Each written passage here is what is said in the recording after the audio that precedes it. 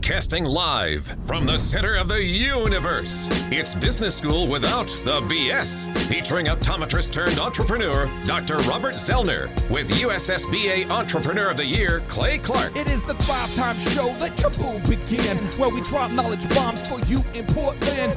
Teaching the proven systems to make your ends. So you can produce the greenery like all the Oregon. Sue will call you Franklin cause you got Benjamins. We'll call you Ben Pearl cause you just bought a Benz. And then you'll be bragging to your wife and kids that your wallet's overweight but it used to be thin. Thumbs away, this is Clay broadcaster with the Zen. With the focus locked in like San Quentin. Can I get a B to the O to the M? You've heard the rumors, he is I and I is him. He be the Z and I be the C. Now it's teaching business skills from Clay to Z. We both grew up poor, but we're poor no more. The goal of the show is to help you soar.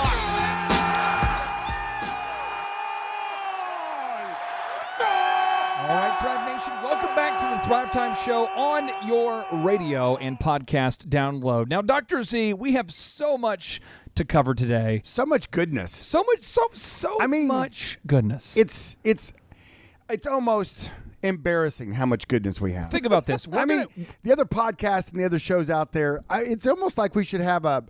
I feel bad how much goodness we have. We should tie one of your arms behind your back just to make it fair. Put a pirate patch, patch on it. Maybe, I don't know. Here's what we're going to cover today, okay? Let me tell you this. We have a unicorn event. Z, we have a unicorn that's being ridden by a leprechaun into a black hole.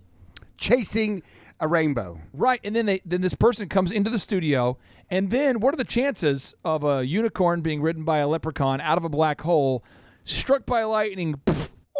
Now John Tom appears. Whoa! So John Tom is the super intern turned business owner, and the entire story, the entire way that we know John Tom really doesn't make any sense. And so I think I'll let him kind of start the story. But John Tom, can you explain? First of all, yes.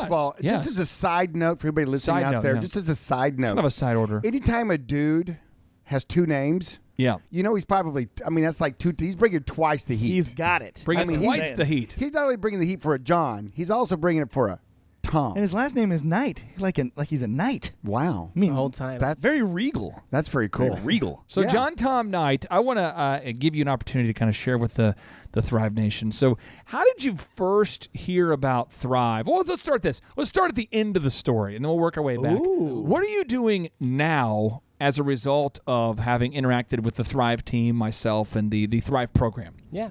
I am running the Chicago Real Estate Photography Company over in Chicago, Illinois. Me and my roommate are running the company. We're handling shoots every week, making sales calls, doing SEO, and really just taking Chicago by storm. That's right. Yeah, and I also graduated college. So He Really? did, I yes. did, yes. Just in recently. May. Wow. So if somebody's online and they're doing a search right now for Chicago real estate photography. Yep. Now, Z, this is one of our clients is top in Dallas. Look at this in Chicago. There's John There he Tom right is. there. Chicago. With 100 Bratwurst with every photograph we send you. Top of the search engines. And John Tom, how old are you? I am 23. Absolutely top. Are you getting some phone calls? Yes. Do you like sauerkraut? No. Really? And you're in Chicago. You got to come up with a different. Chicago dog. I can't acclimate. Dude, you got deep. to acclimate. Is it even ethical to not like that and be in Chicago? Yeah, I I know, is gotta that say, I didn't know this I about put you. ketchup on it in front of it. Deep Make 'em dish watch. pizza. Oh, Like my deep dish gosh. pizza? Are you? Oh, I love deep dish. Okay, that's half. Okay, that's halfway You're there. back in. Okay, you're back in. You're Okay. back in. So how did you first learn about myself and our Thrivetime Show business coaching program? Just some casual internet stalking. I was going through Craigslist, found a job posting for a video editor position, and then that's the first time I saw it. I watched your YouTube videos. I recognized someone in the video. I contacted them, kind of asked them about the company, and then I just had it floating in my mind, and one day I was in a Target parking lot where I saw your Kim Jong-un SUV with Thrive's logo on it. The Hummer. And it was just like a beacon calling to me. Now let me explain this to Z. because Z can relate to this. This is funny. Z, do you ever find yourself every now and wanting then to go to? Z, do you ever find yourself every now and then? It's rare, but it happens. Z, do you ever have conversations with yourself All the time. No, but seriously, have you ever, when you said, "Hey, let's meet someone for lunch or breakfast," have you ever suggested a weird remote location where most people don't go to avoid potentially running into somebody that you know? Have you ever done that? Like if someone says, "Hey, let's meet for coffee," have you ever suggested an obscure coffee shop so Sounds that the probability of you running into somebody you know is decreased? Yes, of course. I know a place You in do. Joplin. Yeah. You do. Yeah. Oh, yes, of course. I don't do it all the time, but I do it some. Well, I just did this on Friday. Okay. I said, "Hey, let's meet at Nordagio's," because I know that Starbucks. I'll run into at least 10 to 20 people I know every time I go to Starbucks. It's crazy. So I suggested going to Nordagio's. As soon as I sit down, someone says, "Clay Clark, you guys did my wedding." And I have two reactions that could happen. One is, uh-oh. It's either going to go good or it's going to go bad. Right. And they said, "Oh, it was the best. You guys made our wedding incredible. It was the best." I'm going, "Yes." Thank you. 50-50. Well, then I turn, and the guy at the front desk is like, "Boom." I have the hat on that says boom. He says, "Boom, boom. I listen to your podcast every day. Boom." I'm going, "These are Boom. 2 ups." 2 ups. Then somebody outside A big was shout somebody out. they had to let go of. Well, big shout out to Tord Nordstrom, though, the owner of that. He's a great guy. Great guy. He's a great American. Great guy. He's a Tord, great if you're American. listening, we love you. He will not come into Elephant in the Room for haircuts. I don't understand it. Well, he doesn't have a lot of hair. Right, but he He could come in for a paraffin. Can you do like a hand dip. scalp paraffin? a dip? paraffin head dip. Yeah, Paraffin head dip. swirly. Is that what that'd be called? So all I'm saying is that I'm going to an obscure, coffee place sometimes to avoid.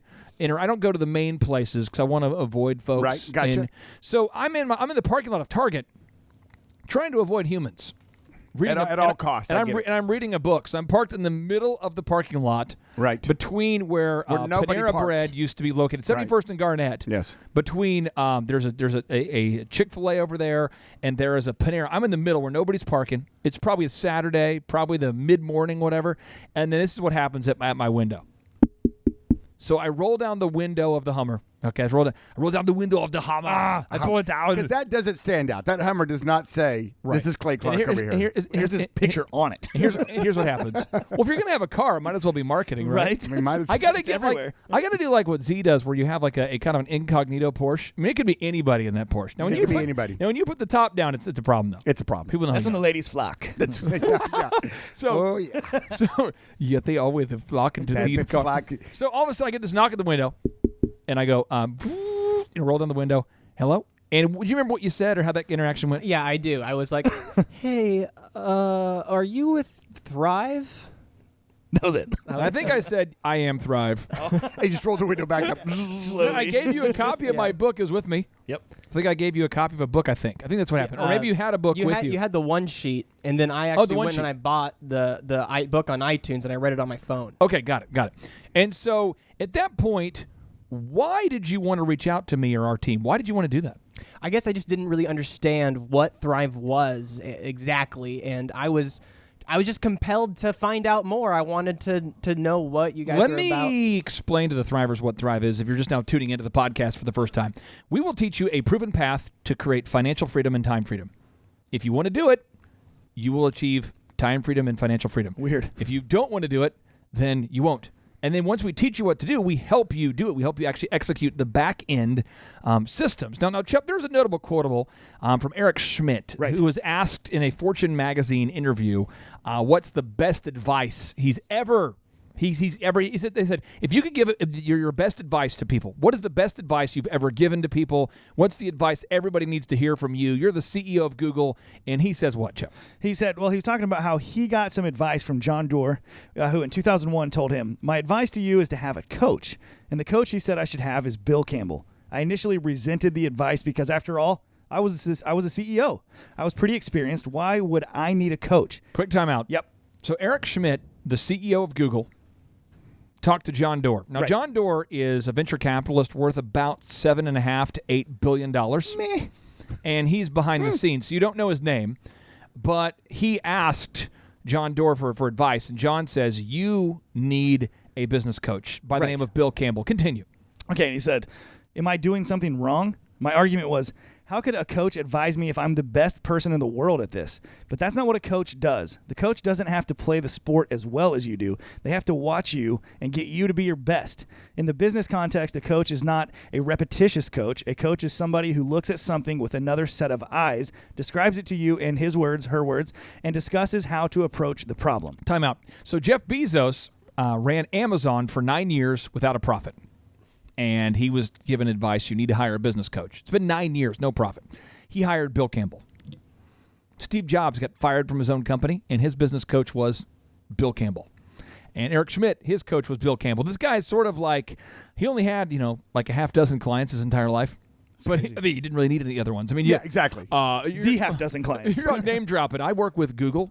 Okay. Yeah. But to put that in perspective, what Shep just said, how many NBA head basketball coaches do you think could take any of their players, even the guys on the bench, and beat them one-on-one? Probably Right. not that many, right? Right. Even like the number 12 or 15 guy on the bench. Brad Stevens is a younger guy. So, Brad Stevens is, how old is Brad Stevens? 31, something like that? Yeah, early 30s, I think. I think I'm going to go with later 30s potential. Let me pull it up real quick here. Brad Stevens, I 1976. said closer to 30 than 40. So I was born 1980. I'm 37. So he's 41. 41. Oh, 41. So he could still get up there and maybe, post up a point guard or something. But you're right. None of the coaches could beat the players that are on their team. That's even the scrubs. I'd say scrubs. You only have 15. So even number 14, 15, pretty good. But Right. my point is that they're not. If they waited for a guy, if Michael Jordan said, "I'm not going to listen to you, Phil Jackson, because I can beat you one-on-one." Yes, I ain't going to listen to you unless you can beat me one-on-one. And we just got through breaking down. If you missed those podcasts, you need to go back and listen to them. We right. broke down Phil Jackson's book, 11 Rings. But the point is that he wasn't better at them at basketball, but he won the championships with them. Chup, continue. Once I realized I could trust him and that he would help me with perspective, I decided this was a great idea. When there is a business conflict, you tend to get rat-holed into it. Bill's general advice has been to rise one step higher above the person on the other side of the table and to take the long view. He'll say, "You're letting it bother you. Don't." So, John Tom, you decided to reach out to us and you interned. Yeah. Why did you decide to intern? Tell us about had you already implemented some of the systems in the book previous to interning? Just walk us through what made you want to intern for free. After we spoke, I read your book, and I realized all of these systems were they were a new concept to me. Which book did you read? Thrive. Okay. I read the Thrive book. And the idea of Meditime and the idea of a Dream 100 was like, it was a big light bulb for me. I wanted to go to school to study television writing. I didn't have the money, so Z, check this out. I created a Dream 100 of all the scholarships I could possibly apply for, and awesome. I applied to all of them. And I mean all of them. And what happened? I got 4, and that covered all of my expenses.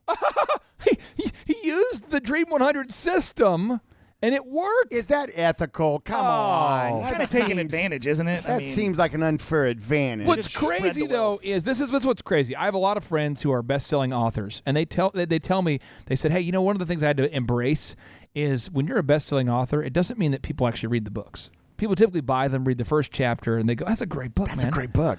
I read it. Gosh, and so that was hard for me to accept, but John Tom actually applied the principles in the book and got college paid for. Chup, John Tom is a diligent doer, just like our shameless show sponsor here, Classic Janitorial. Now, Chup, have you been to the men's restroom recently? You know what? I was there today. And you go in there, and it's like the Taj Mahal. Oh. It's like the Porcelain Palace. Chup, it's so clean. It's so nice. Classic Janitorial does the janitorial services for Google, New Star. for News Star, Yeah. for DuPont, for the Thrivetime show. They do Handsome gentlemen to my right. How do we get a hold of these great folks there, Chup? You get a hold of him by going to theclassicclean.com, theclassicclean.com, or you can call him at 918-671-2046, 918-671-2046. No negative emotion, cause that's what business is. Always dominate, cause I got 5 kids. I will not lose, I don't break but bruise. They can talk about me, I can take that abuse. But here is the truth, while they make that excuse, I'll be up grinding cause the scoreboard's the truth. He is my mentor, like my Yoda dude. He showed me the force like I was a young Luke. Speaking of Star Wars references, Z, you let us last night we went out to go see the new Han Solo movie. Took all new the Star kids. Wars. You took. We went and had a little Mexican food. By the way, I appreciate that so much. The kids had a great time. Yeah. You took my. Z actually, Dr. Zellner actually took the grandmas too. So my mother-in-law It was and a my whole mom Clark crew. Yeah. been out there, Yeah, and we had a great time watching the movie. But I wanted to ask you, no spoilers. I know you are not the kind of man that would spoil a movie for people that hadn't yet seen it. But if you had to grade the new Solo movie based on your perspective, your objective perspective, give us your grade on a scale of 1 to 10 and tell us why. I give it a 7. A 7. And there's always a thing when I'm at a movie theater. If I am at any time looking at my watch to see how much time is left, then you know. I know it's not a 10. Can't be above an 8. Can't be Like above an 8. Braveheart. Now, the Braveheart, you've seen Braveheart, and when you watch Braveheart, I still don't look at my watch. well, you actually got to the end of Braveheart, and you just kept wanting it to keep going. Like, Right. you find yourself going, is there more? Come on, is there more up 4 there? days later. Cue up some more footage. Come on. You're wanting to watch the credits. You're wanting We to didn't see get all the rest stuff for nothing. Gosh, I mean, just so you're saying Braveheart's a 10. Yeah. Solo's a 7. Yes, I would put Solo as a 7. What would you grade it at? Well, my kids walked out with like No, a 10. no, you, Clay Clark, Fence sitter. the guy with the boom hat on, the Yeah, guy that's you looking dazed and confused right now. You seem on like the that question spot. is really troubling you. I mean, I'm just saying. A 5. Ooh, wow! I didn't see that coming. Because it's like it was very good. You had high expectations, though. At dinner, That's the problem. I went you too went high. on Because and Ron on. Howard directed it. well, You I was built it up expecting too like much. Cinderella Man. I was expecting it to be like, like Apollo 13. Like it was going to be a movie that was going to be the movie that would take Star Wars to the next level. And the guy who wrote the Empire Strikes Back wrote the movie. And I'm thinking, all of these variables. I mean, Empire Strikes Back, great movie.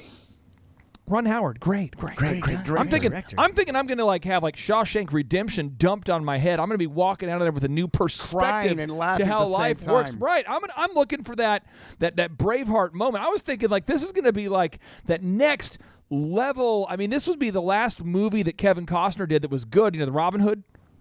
I was thinking like that. You didn't like Waterworld? And I walked out going, this movie was good, but I was expecting a home run and I got a single. Yeah, well, that's the thing about it is you had really high expectations, and mine weren't as high as yours. So I'll Right. just be honest with you. So that's why I Now, if probably I had settled gone in more as a- expecting maybe like the last movie to be the bar, then I would have expected maybe I give it like an 8 or a 7. But I just wanted to be Apollo 13. I know. To me, some of the best parts of the movie. No spoiler alerts here. Yeah, no, We're like early on the music and the memories and all the history, The nostalgia. and that they played off of, and then The all that went away accoutrements. as soon as the movie started. And then Well, they didn't. Anyway. You know what? Though? Let me take it from a 7 or a 5 to a 10. How would you do that? We have John Tom on the show today. John Tom is a intern turned business owner. John Tom, tell the listeners about the Dream 100 system that you read in my book Thrive and how you're able to apply that to get your college paid for. So the Dream 100 system, I guess the idea of it is to create a huge, massive net with the hope to get, I guess, just as many as possible, capture as many clients or whatever it is that you're the variable in the Dream 100. So here we go. You make a list of your ideal and likely 100 buyers, the people you want to get. This is the dream list. If you got these deals, it could change your life. It would be huge. Huge. Yeah, I mean, Chup on tomorrow's show, we're interviewing Muggsy Bogues. That's true. Now, Muggsy Bogues, that's game change. I remember cheering for Muggsy Bogues. So you put him on Man. your list. I mean, the book Made to Stick by Chip Heath. I mean, that's a great book. It's a New York Times best-selling book. I remember reading that book. They're going to be on our show. I did it, Clay. You did it. I put Mark Grace on the Mark list. Grace, Chicago Cubs. I put him on the list. Mark Grace, Chicago Cubs. Moonshot, See, here dream we go. shot. Here we go. No. You will be on the show, You'll Mark be on the Grace, show, Chicago Mark Grace, Cubs. Chicago Cubs. No. We've got him on the list right now. So he's on our list for the Thrivetime show. We want to interview him. So you make a list of 100 people that you want to have, that you want to gather up as clients. Now, Chet Holmes, can you read the notable quotable from The Ultimate Sales Machine, the book where Chet Holmes introduces the Dream 100 system to the world? Yes, he says best buyers buy more, buy faster, and buy more often than other buyers. These are your ideal clients. Have a special effort dedicated to just the dream clients. There you go. Z, I'd like to pick on, let's go with Regent Bank. Okay. Regent Bank, when you decided to invest in Regent Bank. And Whatever happened to that song you wrote for them, by the way? Regent Bank, oh Regent Bank. I'll tell you what happened. The sound bank that we use to play these kind of songs is being moved tonight. Resetting. So it'll be over here soon, and I'll be able to hit these buttons. And we'll be able to bring back that nostalgia. Oh, yeah. It's going to be Back to the Future. It's going to be awesome. Oh, yeah. So, but when you guys, when Sean Copeland came to you, the head of Regent Bank, the CEO, the president, the guy with the title. Yeah. He came to you and he says, hey, would you want to deposit money? And the bank he was currently working at, I believe, is the Legend. Yes, he tried to. I was speaking at one of those kind of places you speak, like a Christian businessman's lunch or some kind of businessman's lunch. And you were on his Dream 100 list, I'm sure. Yes, I was. Right. Okay. So he approached me, glad-handed me, passed me his business card, and was trying to get my business. That's what you do. That's what you do. That's what you do. If you don't want to be unemployed, you're it's the move. Right. And I said, well, why would I want to switch banks? You know what? I'm tired of switching banks. Let's go buy a bank. Let's go buy a bank. Now, he's saying to you, he says, hey, why don't you deposit, a couple $100,000 in this account or whatever you want to do, move over your savings. And you said, hey, let's just buy a bank. Yeah. The next move I do is going to be to a bank that I have ownership in. And so you guys bought the Bank of Nowata, I believe. They just rebranded it Regent Bank. Regent Bank. They were very dry. Very. And then we opened a branch office in Tulsa, Oklahoma, which, of course, is kind of now our headquarters. But bank is now worth over $400 million, is my understanding. Yeah, I mean, they were just charging, so it's doing really well. Obviously, a lot of suckers there. They're buying a lot of suckers, giving out a lot of premium suckers, a lot toasters. Toasters, koozies, all the things. No, but so you guys over there at Regent Bank, I'm sure you served on the board for a while. I'm sure you guys make a list of the people you want to gather up, the business owners that you want to invest in the bank, to deposit money in the bank. I mean, did you guys make a list, or were you just randomly going out there? Yeah, we made a list and went after them, and surgically sniped them with a laser.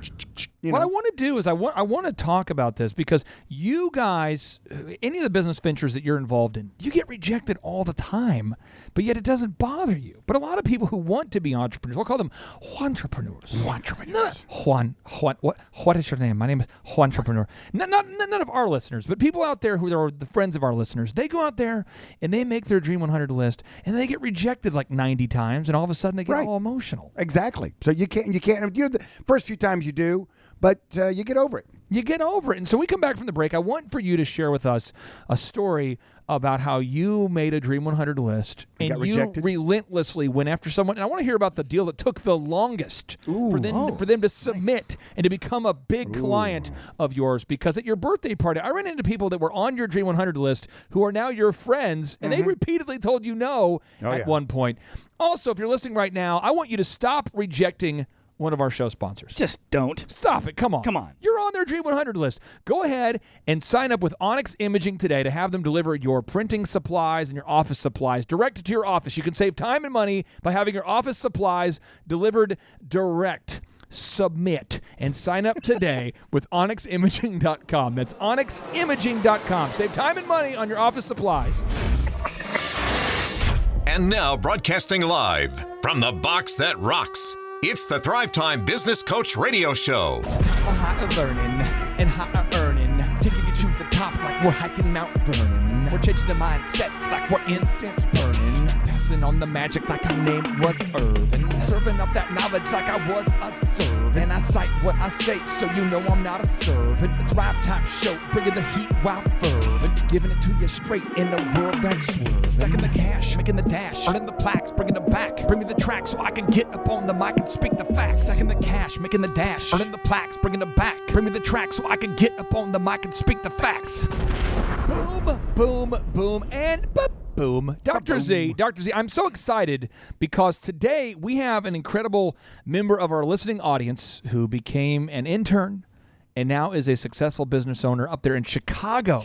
I'd like to say a win turn. That's what he's capable. He's a winner and an intern. John Tom, I want before Dr. Z shares his story about the Dream 100 and the longest, hardest fought battle he's ever had to fight to win the Dream 100 list. Can you explain again from your perspective what is the Dream 100 system and how have you used it for your betterment? The Dream 100 system is a system developed in order to get as many of your ideal and likely buyers as possible. So you would make a list of the ones who would absolutely change your life, who would get you to where you want to be, and then you call them until they cry, die, or buy. And then you have those clients. You get the ones out of the Dream 100, and I believe on average it is 1 to 2%, or you said 2 to 3%. Right. Yeah, Chet Holmes said in the book, The Ultimate Sales Machine, he found about 3%. And either way, I would just say it's a lot of rejection. And I'll just tell you some people that have rejected me in the last week. There's some good ones here. You know, Jeff Bezos rejected me this week. I'm sorry. We asked him to be on our show, and a member of his team said no. I think Missy Elliott did too. Yeah, Missy Elliott.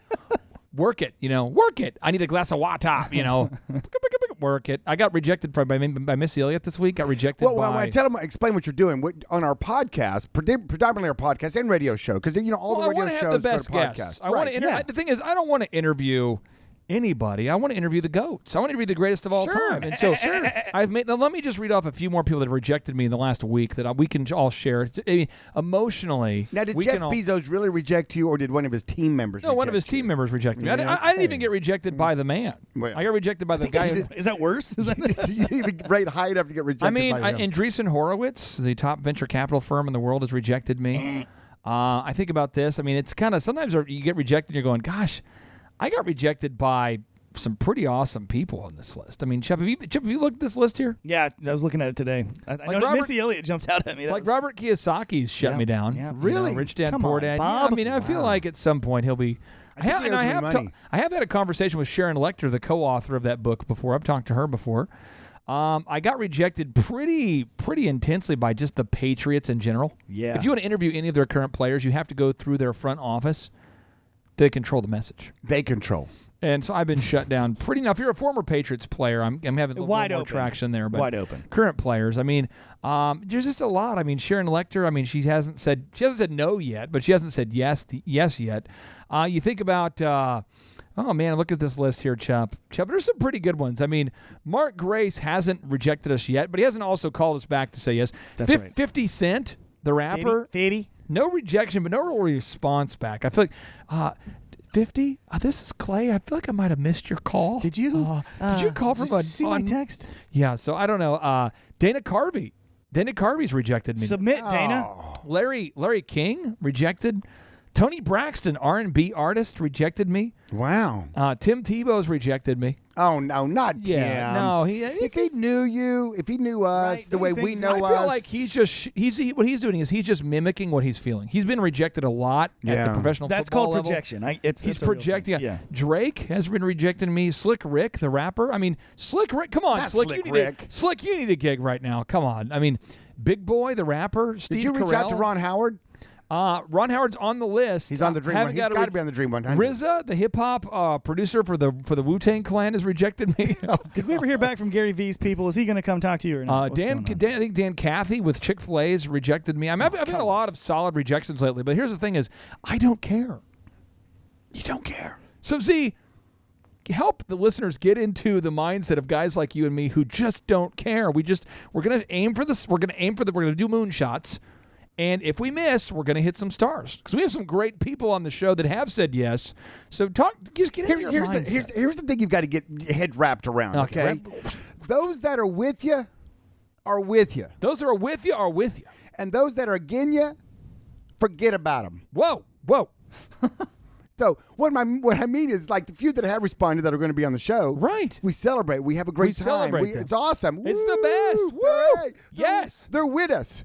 And the ones that say no to you, you don't stew over them. You don't sit there and go, I wonder why. I want to say no. I can't understand that. You can't worry about it. They can't fret and worry over it and think this is an emotional coaching moment because I'll just give an example. We had a guy come into the Elephant in the Room the other day and have a bad experience. He writes bad reviews. Oh my! His friend comes in, has a bad experience, writes bad reviews. I find out that both of them are friends on Facebook with our number one competitor. Shocking. But everybody in our office is like lamenting. They're upset. I've had at least 5 or 6 people tell me, gosh, we really disappointed them. People are like wondering, are we doing a good job?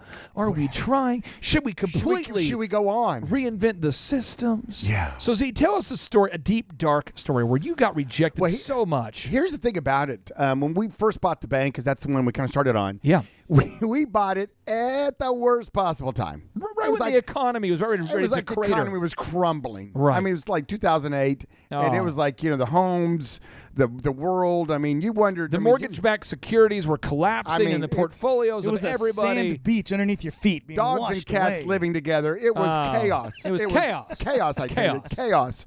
And you're sitting there going, you've got to dream 100. Right. And you want to go out and find investors.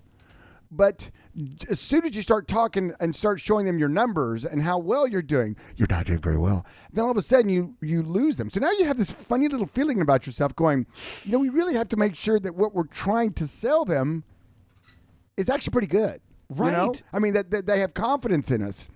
And so it took us a few years and that was very frustrating, before I could even really go after my Dream 100. You following me? I mean, we had to batten the hatches. Batten down the hatches. Batten down the hatches. That's it. Those hatches were You all had over to the place. slap down some hatches. I mean, those hatches were The crazy. hatches were loose. They were You had to running tighten amok. it down. You can't go around with bad hatches. No, you can't I'm just do it. telling That's you. a problem. We had to batten those things down, and so then you start the work. But now they have the bad history of not doing well. And so then you have to. It's work, and when you're in there working, and you're in there working, and you're in there working, Work. Z's are working. And then you finally start having some success. You're doing well. You're rocking. You're rolling. And now you go to them, and you've laid the groundwork, and you said, okay, you've thrown out a few fleeces. You've said until we're doing this well, or until this happens, you're not going to get involved. And guess what? Chicken Ding, butt. ding. That's right. And so the think about it as persistence. It's not only persistence on the Dream 100, but you don't just take one no. I love what you said, John Tom, and that's what we preach and practice, and that is you work them until they do what? 3 things. Cry, die, or buy. There you go. That's how Hopefully you do buy. it. Hopefully. That's it. Yes, you walk in their office with a shovel, But and I mean- you lay out their 3 choices. But I mean, ethically, You choose. if the person on your list is deceased, it's kind of a little bit over the line to keep calling. But if their surviving spouse may be interested, I mean, I wouldn't take it off the list entirely. We Now, get that card. Now, if you're, can we get that credit card? No, are you saying that you're still interested? If you're listening today and you want to get your accounting fixed, you want to become proactive about your accounting? I know you do. Go to hoodcpas.com. That's hoodcpas.com. Become proactive about your accounting with hoodcpas.com. You are now entering the dojo of Mojo and the Thrivetime Show. Can I kick it? Yes, you can. Can I kick it? Yes, you can. Can I kick it? Yes, you can. Can I kick it? Yes, you can. This is Clay Clark on the mic again. Myopic focused tunnel vision. I'm focused on the mission to teach you the skills and give you the plans. Broadcasting from my lands to the left, to the Portlands. I'm here to tell you can do it. Yes, you can.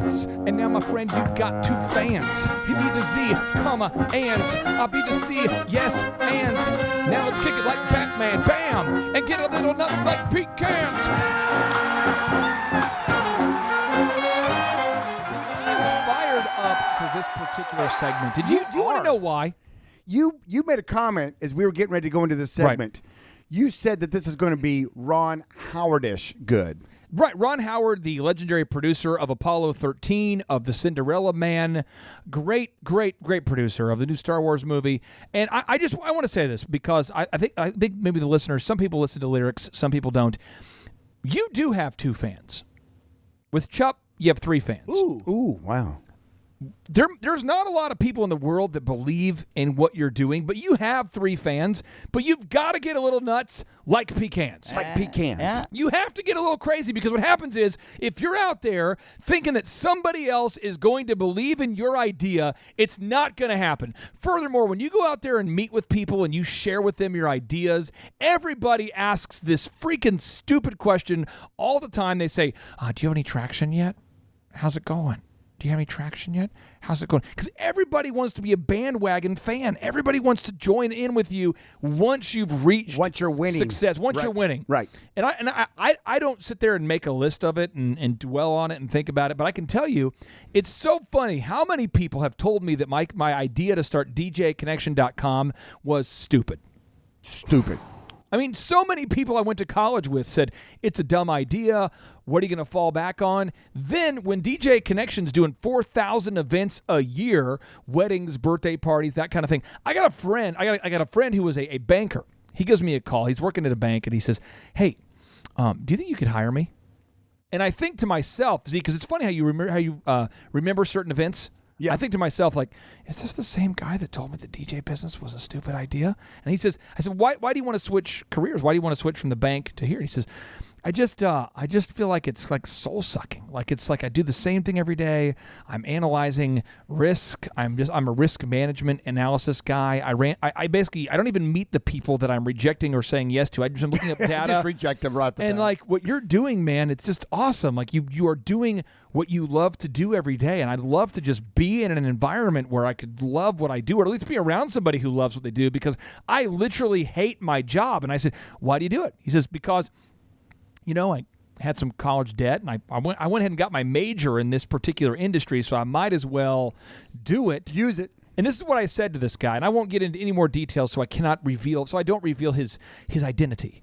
I said to him, if you did not have a degree in this particular industry, what would you do? And he said, music. And I said, in what regard? We got into this big old rabbit trail, and I encouraged him to quit his job and to go into music full-time. And to this day, he does music full-time. He actually lived on a couch for a while. He actually went without a lot of things that people would consider to be normal. He lived on a person's couch for a long time, and he became like a pro bono roadie. But long story short, he achieved his goals, and this is probably like a year and a half ago. He calls me randomly, and he goes, dude, I had to get nuts, and I appreciate you for telling me that, because like I was stuck in this desire to conform to everybody else, and you were like, I only listened to you because you had success, but like I appreciate that. And I just think that if you're listening right now and you want to start your own company, or you have a company, you have desires to open up in a second city, Z, don't you have to be just a little bit nuts? You do, because I tell you what, if you're waiting for everybody else to cheer you on and tell you what to do, and they say, hey man, you should be rocking this concept. You're doing great, man. Go. Go, man, go. They don't. In fact, the people closest to you might even be jealous. When you might even be jealous of you. Dude, when you put up your home equity, when you put up your home's equity to guarantee a business loan, Yep. don't most people think you're crazy? Oh yeah, they do. Absolutely. But you do it. You do it. Because you have to. But people say that you put your home up as collateral to guarantee a crazy. business loan. That's crazy. Absolutely. Z, talk to the listeners out there about the importance of being the pig at breakfast. This is something you talk about all the time. It's one of your 10 core principles, but being the pig at breakfast. Then I want John Tom to talk about the Thrive Conference and how you're how we teach that kind of mindset at the conferences. But talk to me. What is your principle? This idea of being the pig at breakfast. What's that all about? Well, the idea is that whenever you eat breakfast, have you had breakfast lately? I know you're not a big. No. Recently, I've been having more breakfast. Oh, good. Hence the jowl line here get a little stronger. It's the most important meal of the day. Right. But at breakfast, the pig is committed because he gave his life to have bacon, ham, sausage. He died for breakfast. He died for breakfast. He was committed. The chicken, on the other hand, he lays an egg. He's a little involved. He says, maybe I'll lay one tomorrow. Maybe I won't. Right. And so the idea is that when you meet a young person or a person that is starting a business and they are fully committed, right, the odds of them being successful are much higher than someone says, I tell you what, I hope this doesn't interfere with my golf game, but I'm going to start this little... I'll do it, whatever it takes, just not that. Yeah. I mean, Saturdays, really, I got to work on Saturdays. I'll just kind of get someone to work it. I would do anything for love, but I won't do that. So the thing about it is commitment. When you get the mindset as an entrepreneur and you say to yourself, you go from I hope this works to this has to work, and I'm going to do whatever it takes to make it work. Wait, I'm not sleeping as much? Yeah. I'm working 7 days a week? Yeah. I'm working on a weekend? Yeah. And the thing about it is, and then you have that balance of maybe you still have to have your other job while you're starting your business. Maybe you have a family that is, like, hey, Dad, remember us? We're actually your children. And you have all these things you're juggling. And so what happens is those things that are time suckers, the 5 hours of TV the average American watches? 5.2 hours Sorry. a Oh, day. sorry. Don't forget tell you the this, point Bjorn. two. I just wanted to call you out, Oh, my Bjorn, because goodness, a I lot tell of you our what. listeners. Get the Aga. Let's get the ice going. So- don't you know? Okay, so my point is that some of the things that you do on the enjoyment side is your recreational, is your unwind, is your man, bro. I just need like a few hours a day to just Facebook to just kind of unwind.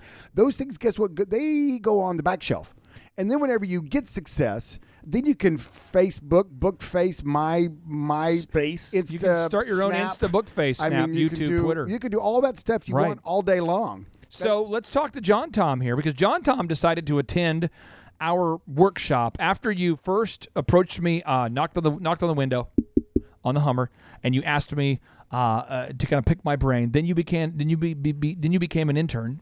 Then you decided to attend the conference. What happened at the conference? What was the magic moments?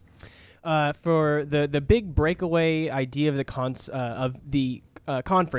was the systems that were taught. The idea of the systems. I knew Metatime and I knew Dream 100, but I didn't really understand the whole concept that an entrepreneur is someone who provides a service for a monetary compensation. An entrepreneur is somebody who solves a problem for somebody in exchange for monetary compensation. I had never understood it like that. I had always imagined a business owner had to be, I don't know, endowed with this magic... A cape. A cape or something wand? special. Yeah. And Often a that wand. just wasn't who I was. This is good. But when I learned about the growth mindset, when I learned about the systems, and when I learned about what an entrepreneur is, I just had to understand and realize how I could put my own skill set to become a business owner. And so I wanted to intern to learn more about business, because I didn't learn any of that in college at all. When we come back from the break, I want you to get in depth into... I really want to give you almost the entire segment to talk about your internship, because you actually have worked in the Thrivetime Show offices.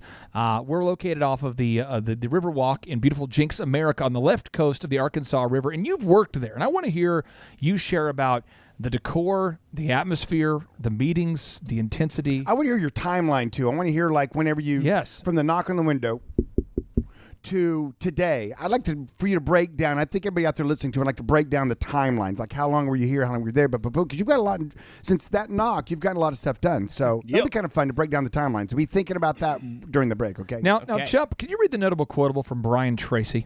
Brian Tracy. He says, "No one lives long enough to learn everything they need to learn starting from scratch. To be successful, we absolutely, positively have to find people who have already paid the price to learn the things that we need to learn to achieve our goals." So as an example, this past weekend, my wife decided to hand dig a well. This is an awesome story. So she goes on YouTube, learns how to do it, buys all the things needed to do it. She drills down 15 to 20 feet into the earth till she finds water and drills a well. True story.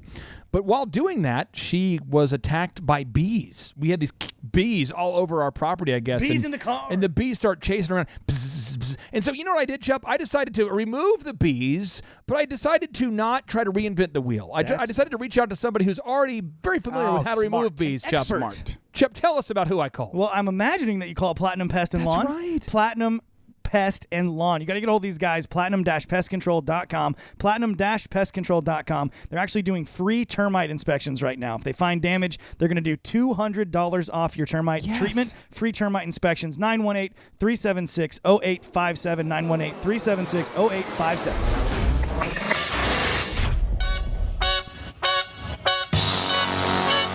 Attend the world's best business workshop led by America's #1 business coach for free by subscribing on iTunes and leaving us an objective review. Claim your tickets by emailing us proof that you did it and your contact information to info@thrivetimeshow.com.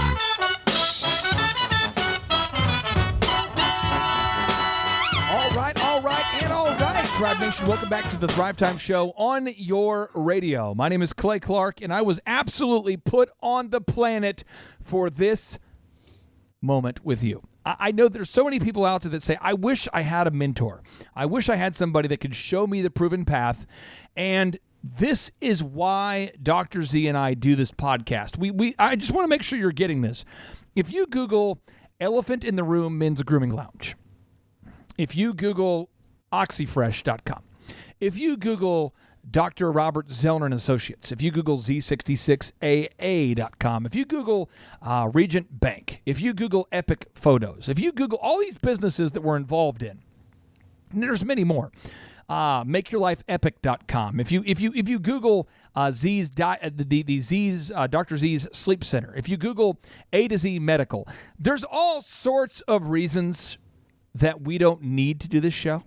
But the reason why we do this show is because we believe in you, and we know that in this world of it's the information age, there's so much misinformation, and most of it is happening at college campuses. There's so many misguided college courses, these entrepreneurship classes that don't help, YouTube videos that don't make sense, books that are not actionable, TED Talks that just leave you wondering, what is the meaning of life? And so we get together every day for 2 hours of power.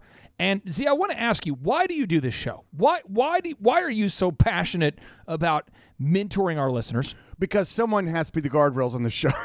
someone has to parent the show. Right, that's right. I mean, that's right. It's the parent of the show. No, what happened was, it was a beautiful, wonderful thing. About 3 years ago, you approached me and said, listen, I had mentored you a little bit. Your wife had worked for me, and you came in with this great concept. And it's all about scaling. It's all about finding and something you're really good at, and then doing it and making good money at it. And then you say to yourself, you were being a business coach. You were probably the world's best business coach. I'd put you up. I would put you in a cage with any other business coach, and you guys have a business coach off. I mean, and my money's on you that you're walking out and he's laying there in a heat. Because I'm wiry. I'm very wiry. With that, you just swing your head at him. No, I'm just talking about like a giraffe. She came to me and said, listen, I've got this concept to scale business coaching, scale mentoring, because people learn by mentoring or mistakes. And I've been now very successfully business coaching, and I can only do one at a time. Right. I can only do one at a time. Only do It's kind of like a dentist. I can only pull one tooth at a time. One time. One time. So what we did is we came up with a business school online. Right. Ooh. And we went around and got all these great mentors, great success stories. Thousands of videos. We filmed them in a fun way. I loved your term. It was edutainment. Entertainment meets education. Bingo. And then what we did is that was our building block. And then from there, we had radio stations contacting us, wanting us to make a radio show, which we've now done about a year and a half. People wanting a podcast. And then we turned that into a podcast. People wanting a workshop. We also add, it's kind of fun when we do just a straight podcast because we can get a little sassy. Wild. Right. That's where those guardrails come down. A little sassy. And then people wanted more. They wanted more. They wanted in-person workshops. They did. That was the funniest questions that we used to get early in the days. Are you guys for real? Is this really something? Which is so crazy because there's nothing more legit than buying a piece of land. When did you buy your optometry clinic? 99. One of them was 99. You bought a piece of land in 99 in the biggest mall in Tulsa, Oklahoma. Yeah. And it's a brick and mortar. There's nothing more legit than that. But because you don't have like 5 million Twitter followers and you don't spend your whole day doing bogusness, people want to know, is it real? With a DJ company, we're doing 4,000 weddings a year, but because I'm not spending my day writing some ridiculous blog talking about how I feel while taking DIY photos of how to make some selfies all day long. Right. I mean, people were like, is it real? Is it real? So then we started doing our in-person workshops, which our next one is June 22nd and 23rd. And it's blowing up. It's so much fun. We're expanding seating capacity. Yeah, we have to. Because we don't want to turn anybody away. Who are we to deny the people? Who are we to deny them? If you build it, they will come. And then it went a step further, and people are like, listen, I don't want to search this. I don't want to search that. I want to shortcut it. I don't have a team like you have. I don't have guys to. Can I borrow your team? If I went out and got web designers, if I went out and got SEO Can I borrow managers, your graphic designer? If I went out and got like guys to make a video to put on my borrow website, your video guy? headshots. Can I borrow your headshot guy? Yeah. And so what we did is we said, okay, enough. We get it. Enough. You need more of us. We'll give you more. And so then we started one-on-one business coaching. Yes. And to do that, because you didn't want to do all the business coaching again, we've raised up these great business coaches. And one's on the show with us right now, Eric. Oh, hello. Butternut Chup. That's me. Right. And so it's really evolved into this wonderful, and now we're being syndicated. We're just got picked up in Portland, Oregon. Hey, I mean, Portland. things are going well. Now we had one of our listeners who decided to engage in a profound way. Yeah. First with interning. Second, with actually becoming a coaching client after seeing the process. So I'm going to turn the mic over to you. And I just want to ask you this. Okay. What was your experience like interning at the Thrivetime show? It was the most intense, mind-blowing experience I've ever had. I don't think I've ever done anything as long and as immersive as interning at Thrive. My first day, I remember I got to shadow you as you went through your one-on-one coaching sessions with the clients. Then going on there, we learned how to do SEO. I was taught. When you were shadowing me with clients, every hour on the hour, I work with a different client. Yes. What did you think about that? When I was one meeting is with a fitness company, next meeting is with like a dog training company, next meeting is with a property management company, next meeting is with a dentist. I mean, what did you think about going from industry to industry? What was your initial, if you can remember, what was your initial impression of that experience? You were saying the same systems in each of the meetings. It was the same principles that were being displayed in each of the meetings. Each company was in a different step in a different part of the process of building and growing the company, but you were guiding them through each of these processes. Like it's a path of some sort. Yes. Share with the listeners out there, what is the decor? What is the ambiance? What's the culture of the Thrivetime Show offices? It's pretty overwhelming. You walk in and there is quotes and portraits of successful business owners and artists covering the walls, as well as books written by great writers and business owners. Do you know why that is? I believe it is because you want to surround yourself with the mindset and the ideas of those who are successful so that you can try to achieve that success. Z, can I take the show down to kind of a dark level, and then we go back up to a high you going place? Darth Vader on me? Let's go dark, and then we'll go back up to the top of the It's mountain. like a roller coaster. We'll go down into the cave for a minute. love. Okay, do it. I have found that the world, as a majority, overall, is very negative and terrible. So if you will go on to CNN.com right now, I'm going to pull up CNN.com. I'll just pull it up on the big screen. Okay. Don't do it. If you go to CNN or Fox News or something, so let's go to CNN first. So I'm going to pull it up on the big screen so we can all see it together here. CNN, it says, Alberto threatens Gulf Coast. Trump just put the me in his Memorial Day tweet. Elliott City still recovering from the flood. And it just goes on and on and on with negativity. You go to Fox News, it says, brave yet swept away, National Guard member missing as Maryland governor declares state of emergency amid mid-floods. You scroll down, it just keeps continuing with Starbucks to close all stores for employee sensitivity training. Good luck with that one. So all I'm saying is there's endless.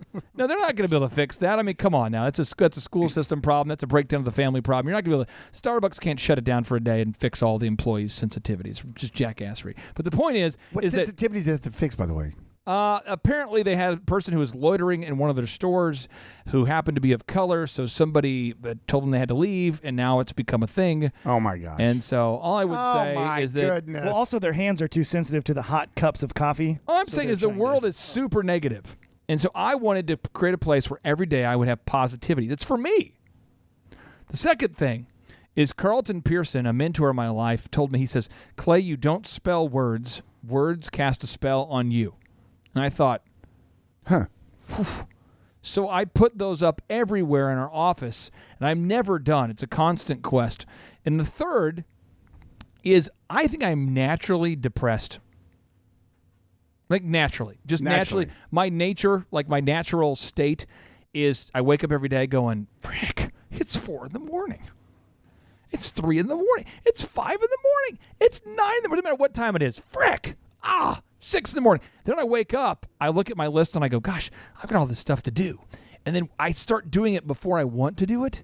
And then once I start doing it, it's like inspiration is the reward I get for doing things. And all of a sudden I get motivated. I get that momentum. And then people around me start to say, dude, why are you so motivated? Why are you so fired up? And I wanted to find a way to share that and to scale that. And that's what our office is all about. Now, when you go into these meetings throughout the day, talk to me about the accountability that Jonathan Kelly and the other probably managers or people you worked with put on each person on the team. The strict, regimented accountability. Yeah, it's very simple. There's tasks assigned, and there's deadlines put to the task with the person who's specifically responsible for completing the task for the client, and the same for the clients who are at the meetings. They have to complete their tasks by the next meeting so the company can continue to grow. What do we do when people don't do their action items? What happens? They're fired. Z, talk us through that. It seems So mean. He's come to the Z. program so well. I'm in tears. I'm so happy. It's If like, son, somebody come here, give me a doesn't- hug. has become If the some- Come in for a hug. Zohan, if people don't do their job, we fire them. But in most American companies, people actually don't fire people. They just keep them for years and years. Well, and the resentment they have this grows. silly concept that they've got to write them up all these times, that they've got to put all this time, they got to try to life coach them so many times, that they've got to try to rehab them. You know, it's not their fault we didn't train them well enough. So they Eric, put it back on when them. you didn't do your checklists for the bathroom, did you feel like we as a company did a good job explaining that to you? Well, really, I thought I was only supposed to do the one part because it was very Tell me about your family and all the personal things you're going about your through. feelings. What are you feeling? How do you feel? Well, my dad used to put cigars out on my arm. Oh, and that's probably why So you I didn't can't clean the mop the bathroom. So bathroom. why don't we close down all of our stores for sensitivity training? What the crap? Dude, that's just crazy. Dude, if there's one store that violated the rights of somebody, let's say it happened, shut down that store. No.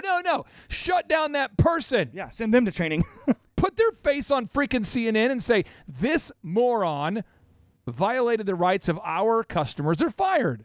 This ridiculous culture we have where we shut down an entire national chain of stores to train.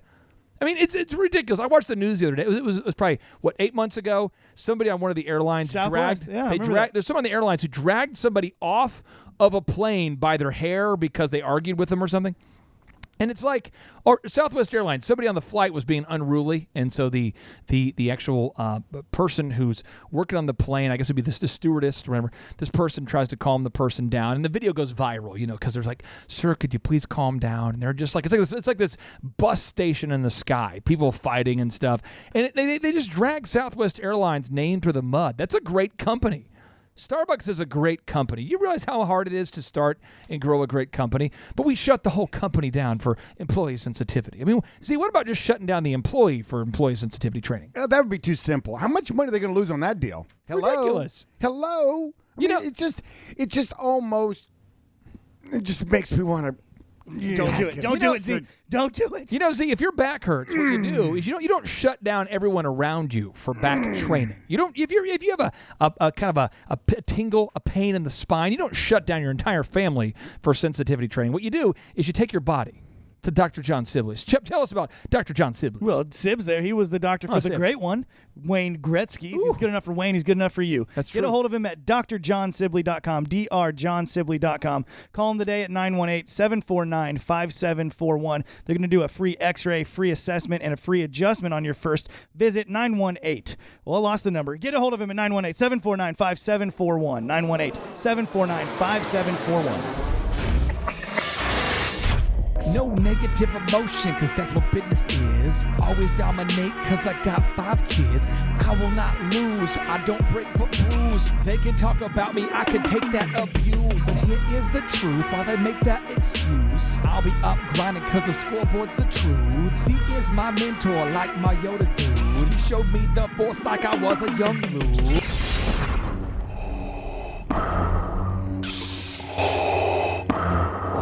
All right, Thrive Nation, welcome back to the Thrivetime Show on your radio. Now, this is a show today that has the ability to be a catalyst for you, to really motivate you, to push you to be your best, or to irritate you, and to allow you to realize that you do not have what it takes to be successful. Because push you real good.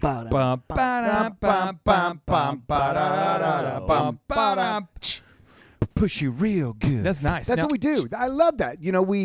We show you the path, and then every now and then it's kind of like, have you ever done bungee jumping or gone off a cliff where you need a little help, Kick just a right in little- the back. I mean, you wanted to do it. You signed up. You climbed up the rock. You're standing up there. Everybody in the boat's watching you. Now When are you it's gonna summer jump? lake time. Come on, you got to jump. And you're up there, and if I can jump. you're thinking, this was a bad idea. I don't want to do this. Right? Is it really deep enough down there? All the things go through your mind. Then all of a sudden you look at your buddy and say, "Go ahead and do it." Give me I just need just a little push. So this is the show that hopefully is a catalyst for somebody out there. So, John Tom, you actually decided to knock on the window of the Hummer approach me randomly out of the blue, talk to me. Next thing you know, you're interning in our office because you asked to intern. You're willing to work for free. And how long ago was that? That must have been May, about a year ago. Yeah. Today, or I think I started right. Wow, at the end of June. May. So Yeah, June. your whole story is a year, 12 Year, months. yeah. Okay, this is good. All right. So folks, after you've interned for how long did you intern with us? June till about mid-August. And make sure you just eat that microphone like it's Mid-August. a psychological problem. Sorry, Okay. So the thing is, so you actually interned for 3 months, right? Yes. 3 months. So after 3 months of interning, when did you decide that you wanted to start your own company? Was it at the conference? Was it while shadowing? When did that moment occur where you said, gosh, I want to start my own thing? It was when I was with shadowing you in one of your meetings. I began to it just clicked for me at a moment. I think as everything came together for me to understand this is something that I needed to be doing because I saw that entrepreneurship was really the only way that I know to achieve financial freedom and, more importantly, time freedom. Which is something I value very much. Now, I remember you were interning and you said you wanted to attend a conference.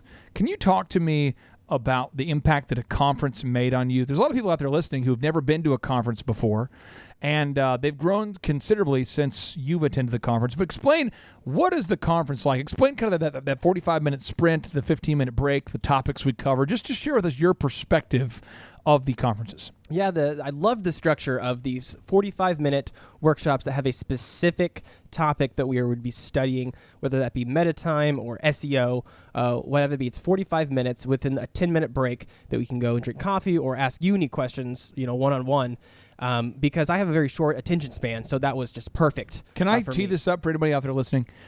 Z, this is what's crazy. Psychology Today has study on this, as a lot of studies on this. It's not that you have a short attention span, John Tom. Everybody does. People. What did you say? Everybody. I wasn't paying attention. Everybody in our culture today, not just today, but it's just how the human brain works. Most people cannot pay attention on a fixed subject for more than about 45 minutes if it's super interesting. Now, what happens is that when you drive to work every day, think about your trip to work. If you're listening right now, think about your last trip to work. Can you remember a single thing that happened while you drove to work? Think about the last church service you went to. This is discouraging for all the ministers out there. The top ministers, the top pastors, they engage people emotionally, and they're able to get people to intellectually, to mentally engage in the entire sermon. But if you don't emotionally engage somebody during a service and you're a minister out there, people won't remember anything you said during the service. The cognitive load of the average person is about 15 minutes. That's the most amount of time the average person can pay attention, Z, unless they are emotionally engaged. Z, why do you feel like most people can't pay attention to something that's not remotely interesting for more than 15 minutes? I don't know if it's changed. I don't know if this is an evolution of our minds because of all the things out there that are wanting our attention. I mean, you got to understand that most people are getting push notifications all day long. They're getting push notifications for their book face. They're getting push notifications for their emails, push notifications for text messages. The average person, how many interruptions or how many distractions does the average person have in the course of a day, Clay? Well, right now, according to Psychology Today, it's 85 to 90. That number's climbing. 85 to 90 interruptions per day. And that number's climbing. So if you don't insulate yourself, you've got so many things. It's kind of like, I've got a friend of mine, we tease him, we got a little attention deficit. Yep. And every now and then he'll just be like, looking over like, squirrel? Is that a squirrel over there? Squirrel, squirrel, squirrel. And how many of us are like, squirrel, squirrel? And so what happens is that if you really don't insulate, if you really don't understand that you have two ears and one mouth, and you really need to focus and you really need to pay attention, which is almost a learned thing. It's almost a learned thing. That's not natural for us to do that, unless it's something that's so captivating, like a cat video, Chuck, that you like to watch. That's why our workshops are kind of like Jim Gaffigan meets business. It's a lot of fun. We laugh. We learn. John Tom, can you kind of explain the overall aura of the workshops, the decor, the ambiance, just kind of explain the whole, because somebody out there is listening going, I think I'm going to buy a ticket, but I kind of want to understand what it's like when I get there. Yeah, you get there and you smell the pinion wood that is burning throughout the office. That's right. The music is blasting through the whole office as well. And it's filled with comedy throughout the education. Why? It's very funny because it makes it more engaging. And it makes it easier for And this just it. Most people, Z, will go see a movie because it's enjoyable. People will go get a hamburger because it tastes good. Oh, wow. People get ice cream because it tastes good. Shocking, but people actually do stuff they enjoy doing. Yes. So when you can laugh and learn, it's the ultimate combination. It really is. The academics, though, hate it, though. Yeah, they do. Well, this event wasn't reverent. I thought this event was supposed to be boring and formal, like college. That way no one will remember anything. Chup, can you compare the workshops to your college experience at Oklahoma State University? Well, first of all, you're going to be listening to people who have actually done something in the business field and not just been teachers the entire time. And you're going to leave with actual practical action steps that you can implement the next day. You can get started implementing these moves and these systems and everything that we're going to teach you. And that is not my experience at business college whatsoever. So what I want to do during the break is I want John Tom to kind of think about all of the things you learned while interning that allowed you to produce income, revenue producing skills. There are a lot of things you could learn that don't produce revenue, but I want you to kind of make a list of all the revenue producing skills that you learned. I'd like for you to share with the listeners, because a lot of listeners like this show because they laugh and they learn and have a good time. But I want to teach all the listeners revenue producing skills. And one revenue producing skill you have to learn is you have to make sure that everybody in your city knows the name of your company. So if you're looking to build a building for your business, you need to know the name Williams Contracting. That name is Williams Contracting. Williams Contracting. Chup, that name is Williams Contracting. Z, are you familiar with this company? It's called Williams. I've heard great things about them. Williams Contracting. Check them out at will-con.com. That's will-con.com.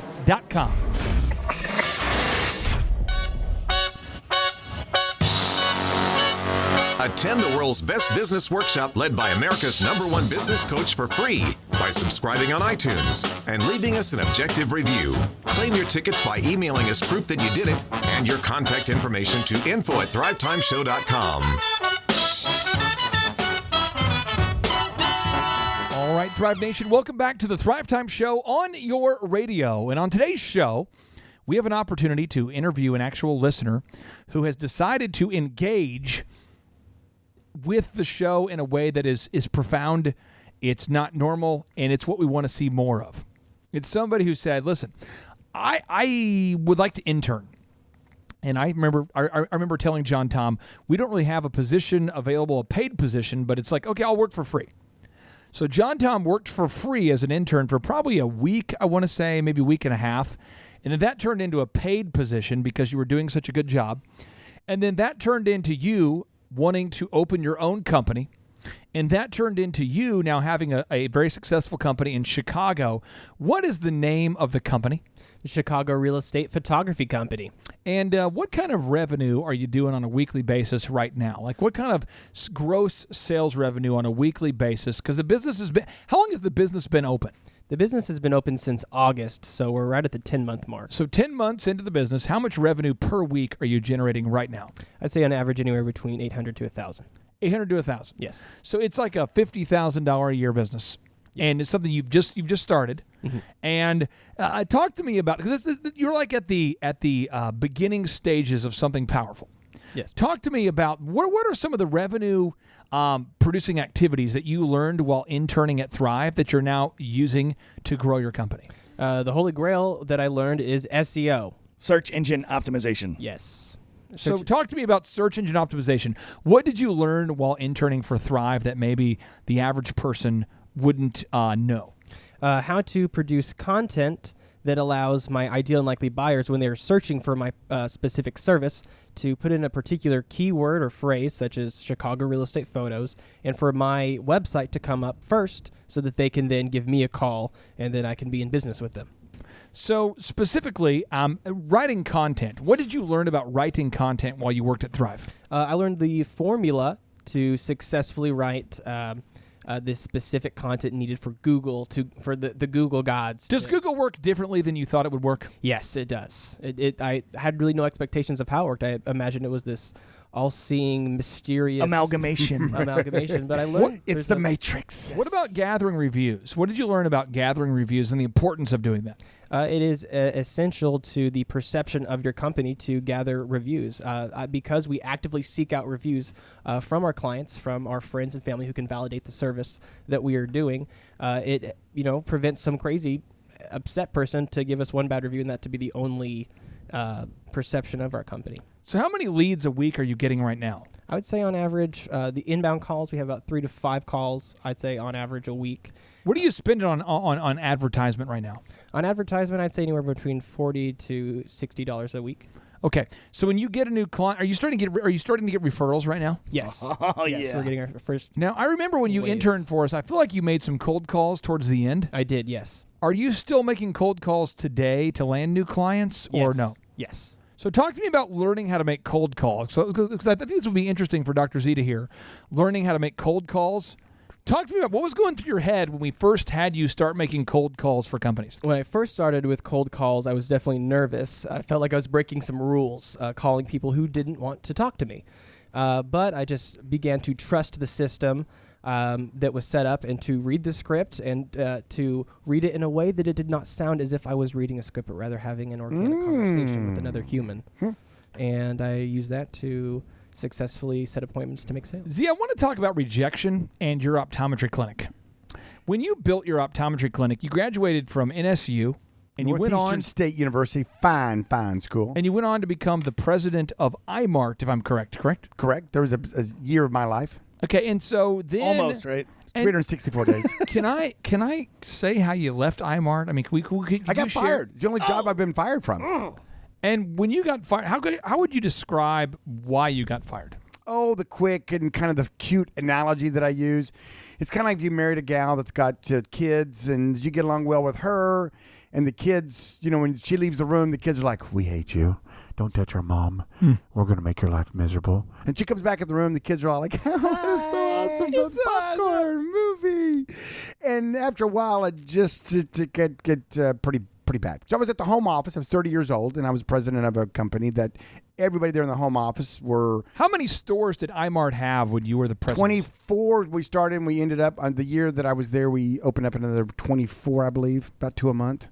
So you had 58 stores. 40. No, that's puts it to about 48 to 50 when I left. And so when you got fired, how did you feel? I felt motivated. Did you? I felt motivated. See, this is interesting because that's how I process it too. I felt motivated. So when I get, sometimes silence is powerful. I'm just wanting to process this because when I get fired or rejected or told no or whatever that is, I immediately bounce back 2 times more intense. Immediately. And I don't know what that is because that's what I do. So it's like, my wife has joked about this, but there was a guy years ago who physically threatened me. And my wife was joking. I'm sorry about that, by the way. No, this is funny. But you were being kind. He deserved it. No, let me explain. You're good, man. I was at a birthday party for a friend of mine, and a guy who started a company by stealing my customers was there. Oh, nice. And he made a statement about my wife, and this was probably statute of limitations, probably 12 years ago. Okay. So I would be 37. You thought I stole his business now. I was just 25. steal his wife. Yeah. Well, he made a statement that wasn't positive about my wife. So I immediately grabbed him, threw him against this deck, and just went after him. I decided not to unleash haymakers, but I had him down, and it was like in the kill position. Yeah. And he was a little bit bigger than me. Yeah. And my wife goes, "I appreciate you for not throwing haymakers because you would have killed the man." And I said, "But he's bigger than me." She goes, "That's just, you don't get it. That doesn't matter." She saw the look in your eyes. Because she gets how I am He's now. seeing red. Sure. And I think you shouldn't be an entrepreneur if that is not what you're willing to do when you get rejected. If you're not willing to bounce back 2 times harder when you get rejected, you should not start a I was company. fired, and before I walked out the door, which wasn't a long walk, by the way, I was already formulating my plan. I was already engaged in the next. I was already engaged in what I was going to do. Stoicism. What is wrong with us, though, that makes us want to fire back 2 times with 2 times more aggression when we get rejected? Where did you learn that? Or is that just something you've always had? I don't know. I mean, I grew up with a lot of brothers. Poor with a lot of brothers. I mean, that's a combination of, and I think that how actually many hits brothers? something, though. Think about it. You could try the curl up in the fetal position and do nothing move. Right. And try that a few times and see how it does. or you could try the wipe it off, shake it off, what's next for me, eyes going forward, don't looking back, what am I going to do next, what's my next move, what are my options? Do you feel like that's the same as Big Brothers?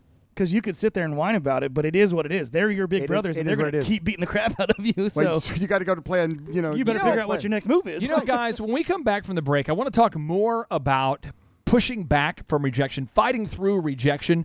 But before we do that, I want to talk about somebody who's just dominating their competition. Somebody who is absolutely the number one choice in Tulsa, Oklahoma. If you have a Ford automobile and you need to fix your batteries, your transmission, your heat and air systems, your suspension and alignment, everybody is choosing RC Auto Specialist. Jeff, tell us about RC Auto Specialist. RC Auto Specialist, they've got over 80 combined years of experience working on Fords. Now. They also work with a nonprofit called Little Loves where they help. It's a nonprofit supporting orphans across the globe. So get a hold of these guys at 918-872-8115. Again, 918-872-8115, rcautospecialist.com. Any Ford, if you guys have a fleet Ford, fleet of Fords, you got to get a hold of these guys, rcautospecialist.com, 918-872-8115. 3, 2, 1, boom! Broadcasting live from the center of the universe. Presenting the world's only business school without the BS. With optometrist and entrepreneur Dr. Robert Zellner and USSBA Entrepreneur of the Year, Clay Clark. Get ready to enter the Thrivetime Show on Talk Radio 1170. Yes, sir. It's Z and Clay, broadcasting from the box in the 918. Business school and the topic today. Check the syllabus, is getting you paid. Making the business boom is what we do. You can do it, let us show you. I'm a father. All right, Thrive Nation, welcome back to the Thrive Time Show on your radio. Today we have a listener who decided to reach out to us to first become an intern at the Thrive Time Show, then went on to become a client of the Thrive Time Show business coaching program, and is now inside the studio. We come full circle. And we're talking, Z, about becoming successful, pushing through the pain.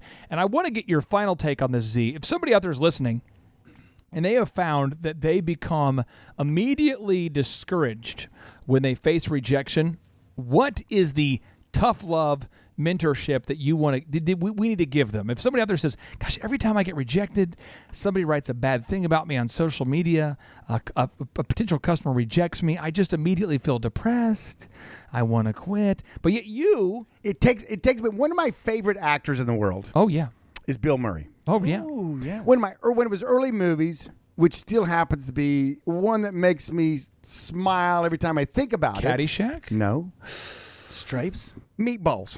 Meatballs. And the premise of the movie, if you haven't seen it, you need to see it. It's a 30, 40-year-old movie. This sounds good. I don't know. Yeah, Meatballs. Yeah. In there, it's the night before the game against the rich kids, against the kids that have it all, against the camp that's over the top, obnoxious.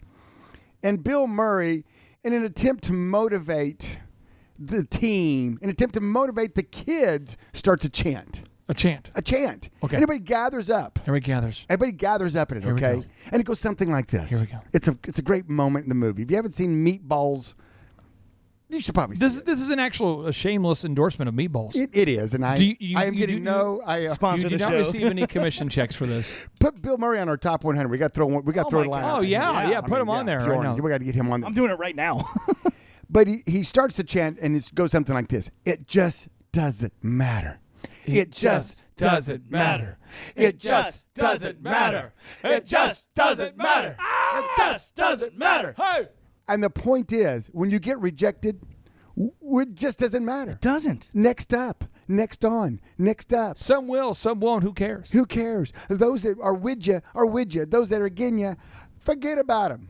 Forget about them. This is such a profound idea. It really is. And the idea that you can switch gears and go forward and say, okay, that didn't work. What's next? And that's where you got to look at it. There's a reason why, folks, listen, the eyes are not in the back of your head. Do you know why my wife is so hot? They're in the front of your head. Do you know why my wife is so hot? Because she takes good care of herself, has good DNA. And do you know why I went after my wife? Because she's so hot. She was a cheerleader at ORU. And Well, that's what I'm saying, yeah. She's so attractive. She takes good care of her. She eats organic. She takes good care of herself. I remember telling my buddies, like, she will be mine. Oh, yes. Oh, yes. Someday. Did she ever reject you? I mean, really, full on. Did you ever get the early days? Yeah. How'd that look? Well, what happened is that we have this thing called get your roommate a date. Oh, yeah. Get your roommate a date. Get your roommate a date. And so your roommate is supposed to get you a date. So my roommate was already dating somebody, so he didn't want to participate. So I reached out to my friend Jake Aldridge, who was a soccer player, Division I scholarship, full scholarship player at Oral Roberts University. Bringing the soccer And stud. Jake There starts you go. sitting next to her, referring me. He's like, yeah, Vanessa, we have to get your roommate a date. My buddy, referring. my buddy is like. So they No. dated for 3 months, and then No, but Jake was dating another person. But Jake explained to Vanessa. He goes, God, my friend Clay, He's a walking testimonial. he's a great dude. great wingman, by the way. This is the way you do and it. here's the deal: is like he's like really focused on his business. That guy's going to be something. Like he's going to be huge. And I'm just telling you, he doesn't really. His roommate is like not going to ask anybody out. So I feel like almost like I have like an obligation to refer you. I mean, would you go with my friend? I mean, I could ask him. I don't even know if he's interested because he's so focused on business, focused, success. He's going to be a rock star someday. Yeah, and if you notice, his skin is so pale because he's always inside working. So he books the deal. Now Vanessa's gone on like, I literally, if you ask her, I think she went on a get your roommate a date every weekend her entire freshman year, like probably like 40 dates. A lot of guys swinging at that. Yeah. And so what happens is that basically Vanessa she says yes because she said yes to everybody. So on our date, we're at it's Uno's Pizzeria over there by 51st, I believe. Did you do any in Mingo. intel research to see if she liked pizza, or why did you pick that place? Well, we all went. All the guys took all their dates at one time to get your roommate a date. Oh, I see. So there's like 30 guys doing 30 dates, and so we go there, and all I know is like, gosh, she is just hot. But the conversations are going nowhere. So I'm trying moves. I'm like, hey, so where are you from? And she's like, Louisville. And I'm like, okay, well, so what do you like to do when you're not cheering? Read books. So and it's just like every conversation's like that. And I got struggle mode. You're on the struggle bus. Yeah, and all I would say is that every date she wouldn't really talk to me, and that's what made me. I'm like, I am gonna crack. I'm gonna crack this egg. It's gonna happen. Crack this egg. I'm cracking this egg. Long story short, I'm making a souffle. She tells her roommate after like the third or fourth date that she's gonna marry me. Whoa. But I never Things knew that. escalated quickly there. But I never knew. I thought I'm getting rejected. So I'm like, I moved in for like our first kiss, rejected. Moving again, rejected. That's right. It was 3 times I got rejected for that first kiss. It was crazy. Wow. But she knows that men want what they can't have. And she told me that today. She told me that. She goes, that is why I did that. And I'm like, what? That's meta. Wow. That is But I didn't think that deep. Meta. I was very much like, okay, I'm just getting rejected. Who cares? Who cares? You stayed on it. Stay the course. Now, Stay John the Tom. course. Now, John Tom is a business coach client, a former intern. And he has some tough questions for you, Z. He can ask any question to you that he wants. Nothing's out of bounds. I just want to wrap up that thought with. Yeah. I bet you didn't reject your kisses now. Oh, well. That's right. That's why we have 5 kids. Yeah. Come on. We'd have 10 if I wasn't forced to have a vasectomy. All right, John Tom. All right, John Tom. bring it. 700 kids. All right. So as the business grows and I'm wanting to begin delegating tasks to others involved in my business, how do I prioritize which systems to develop first? They're the ones you want to delegate. In order to delegate, you have to make sure that the system is written down, it's tried and true, that you know you can hand it off to somebody, and that it's going to work. Because you can't have done delegate it. something that doesn't work because you haven't done it. Thank you. And you have to write it down. It has to be something legible, and it has to be the steps that they need to do.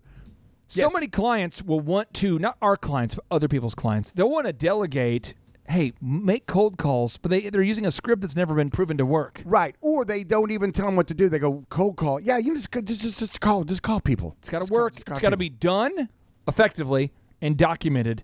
Then you can delegate. Done effectively and documented. Then you can delegate. 3D, baby. Boom, Done, boom. documented, delegated. 3D. Next question. Next question. Is it more important to get out of debt as quickly as possible or to continue minimal payments on the debt and use the funds we are earning now to reinvest into the business to generate a higher volume of revenue faster? Reinvest. Now, look, if you were a country called the United States of America, you would also want to reinvest. So what you're saying is that's the most American thing he could do. Z, back to you. Absolutely. The mindset, and I know it's lovely to think I'm debt free. Debt free, baby. I'm debt free. Debt free. The day I'm debt free is the day I'm not out there charging. Oh. You want to use other people's money. honey. You want to charge. You want to build. You want to grow. You want to. What you put into it today is going to pay much more dividends than just saying, you know what, I'm going to hunker down. I'm not going to grow.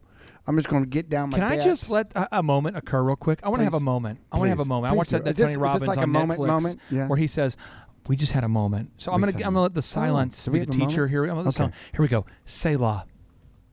Back to you, John Tom. Okay. Next question. Next question. My question to you, Dr. Zellner, is... Hold on. Not a tough one.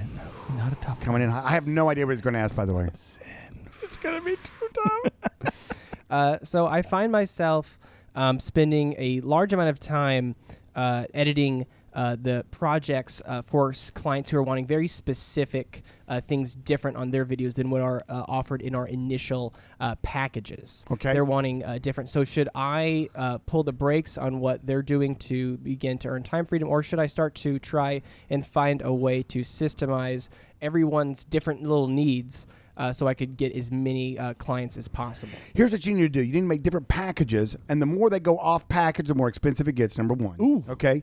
Number two, each one of those packages has a system, so you're no surprise. A system. Someone could come up with something unique, and guess what? Unique is more money. More the money. More the money. So once you get the systems down, you go, okay, I've done this now for 10 months. These are the packages.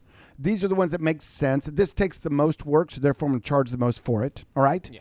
Now, if you want some custom that I don't offer, because I offer A through B through C through D through E, you name them cool names. Don't do like Clay, trying to sell wedding packages to women and name them all after like Star Wars creatures. You know? That was a poor decision early on in my career. Yeah. Or after minerals. Do you want the gold platinum package, ma'am? No, you want to name them flowers and something. Now, Z, for any other questions that the Thrive Nation has, they can go to thrivetimeshow.com for the podcast, the workshops, the one-on-one business coaching, and thousands of videos you can find there, all at thrivetimeshow.com. Without any further ado, 3, 2, 1, boom!